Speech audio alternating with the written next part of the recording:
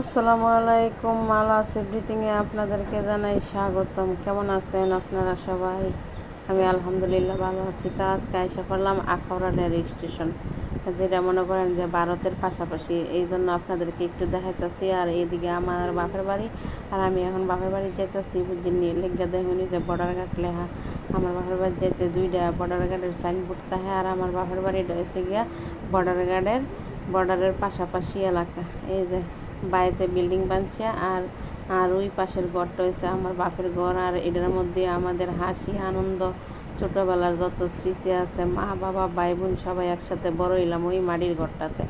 আর এই বিল্ডিংটা আমার ভাইয়েরা বানছে আর কি। আমার ভাইয়েরা তিনজন প্রবাসী, আর প্রবাসীরা স্বপ্নই তো তাহে যে বাইরে থেকে একটা বাড়ি করব অথবা জায়গা কিনা বাড়ি করব। তো আমার বাপের যে জায়গা ছিল ওই জায়গাতে এই বিল্ডিংটা করতেছে আর কি আমার বাড়িতে। তো আপনাদের সামনে এই বড় ভিডিওটা নিয়ে আসছি আজকে সারাটা বাড়ি দেখানোর জন্য।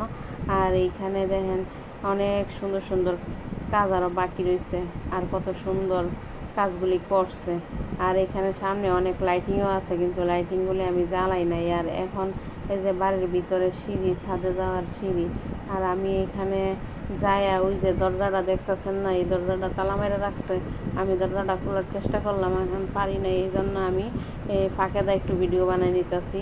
এই যে বাহিরের জায়গাটা, আর অনেক বড় বিল্ডিংটা, আর অনেক মানে খুব মজবুত করে বিল্ডিংটা বানতেছে। আর প্রবাসী বাইরের কি স্বপ্নের তো আপনারা সবাই জানেনই। আর আমি এদিকে বৃষ্টি পড়তেছিল, এই কারণে আমি ছাতা নিয়ে একটু ছাদের উপরে ঘুরতেছি। আর দেখেন ওই যে এই পাশের গাছগুলি সবগুলো হচ্ছে লেচু গাছ। আর আমাদের বাড়িতে লেচু বাগানে ভরা, কিন্তু লেচু আমরা খাইতে পারি নাই, খাই শুধু কাঠবেড়ালি আর রাত্রে বাদুরে। আর আমরা নিচ থেকে ছায়া ছায়া দেখি, আমরা লেচু খাইতে পারি না।